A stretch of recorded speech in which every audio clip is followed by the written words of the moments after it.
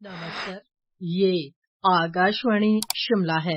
अब आप राजकुमारी चंदेल से प्रादेशिक समाचार सुनिए। G20 नेताओं के सम्मेलन की नई दिल्ली घोषणा पर आम सहमति बन गई है।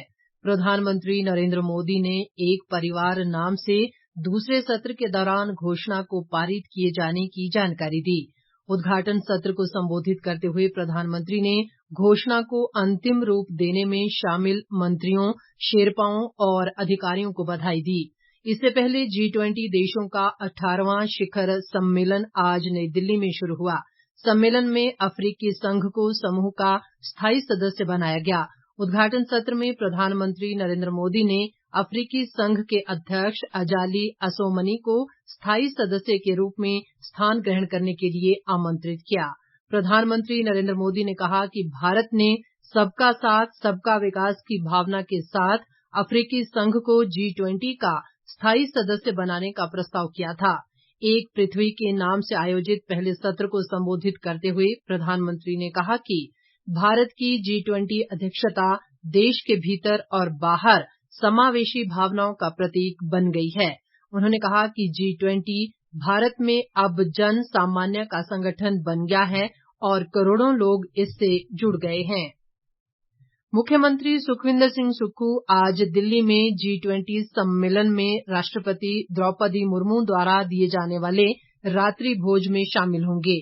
ये जानकारी देते हुए मुख्यमंत्री के प्रधान मीडिया सलाहकार नरेश चौहान ने कहा कि G20 सम्मेलन देश के लिए गौरवान्वित करने वाला पल है।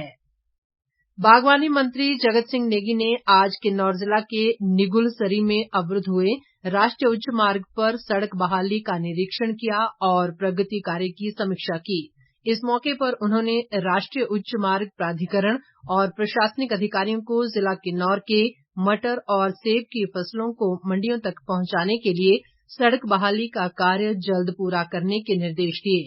जगत सिंह नेगी ने जिले के किसानों व बागवानों को आश्वस्त किया कि उनकी नकदी फसलों को मंडी तक पहुंचाने के लिए शीघ्र सड़क बहाल कर दी जाएगी। ग्रामीण विकास व पंचायती राज मंत्री अनिरुद्ध सिंह ने कल लाहौल स्पीति जिले के उदयपुर उपमंडल में पंचायत प्रतिनिधियों के साथ एक बैठक की। इस अवसर पर उन्होंने कहा कि जुलाई से लेकर अब तक बाढ़ व प्राकृतिक आपदा से प्रदेश को 10,000 करोड़ से अधिक का नुकसान आंका गया। उन्होंने कहा कि लाहौल में नुकसान का आकलन कर लिया गया है और इसके लिए जल्द ही लोगों को धनराशि उपलब्ध कराई जाएगी। इस अवसर पर पंचायत प्रतिनिधियों ने इस क्षेत्र में हुए फसलों के नुकसान और पंचायतों में सचिव के खाली पदों व अन्य समस्याओं से उन्हें अवगत करवाया। प्रदेश कांग्रेस अध्यक्ष व सांसद प्रतिभा सिंह ने कहा है कि भारी बारिश व भूस्खलन से प्रभावित लोगों का पुनर्वास सरकार की प्राथमिकता है। आज उन्होंने कुल्लू जिला के आनी के मुख्य बाजार और पोखरी पंचायत में भूस्खलन से क्षतिग्रस्त हुए भवनों का जायजा लेने के बाद प्रभावितों से उनके दुख दर्द को सुना।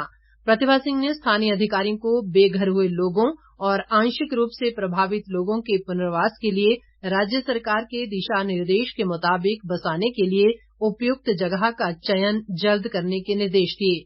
प्रतिभा सिंह ने कहा कि केंद्र सरकार की ओर से प्रदेश को कोई विशेष आर्थिक मदद नहीं मिली है। उन्होंने कहा कि लोकसभा के विशेष सत्र के दौरान वे प्रधानमंत्री से मिलकर प्रदेश में हुई इस आपदा को राष्ट्रीय आपदा घोषित करने और राहत व पुनर्वास कार्यों के लिए विशेष आर्थिक मदद की मांग करेंगी। भाजपा प्रदेशाध्यक्ष राजीव बिंदल ने सरदार पटेल विश्वविद्यालय मंडी से 80 महाविद्यालयों को निकालकर दूसरे विश्वविद्यालय में डालने को दुर्भाग्यपूर्ण बताया है। उन्होंने कहा कि पूर्व भाजपा सरकार ने मंडी जिला में विश्वविद्यालय खोलकर हजारों विद्यार्थियों को लाभ पहुंचाया था, लेकिन वर्तमान सरकार ने प्रदेश खासकर मंडी क्षेत्र के लोगों के साथ धोखा किया है। बिंदल ने कहा कि कांग्रेस सरकार इस विश्वविद्यालय को बंद करना चाहती है और 80 महाविद्यालयों को बाहर कर इसे खोखला करने का प्रयास किया जा रहा है। उन्होंने मंडी संसदीय क्षेत्र का प्रतिनिधित्व कर रही कांग्रेस सांसद प्रतिभा सिंह से भी इस मामले में अपनी स्थिति स्पष्ट करने को कहा है। उन्होंने कहा कि कांग्रेस ने 9 महीने के अपने कार्यकाल में 1500 संस्थानों को बंद किया है, जो बेहद दुखदायी है। इसके साथ ही ये समाचार बुलेटिन समाप्त हुआ।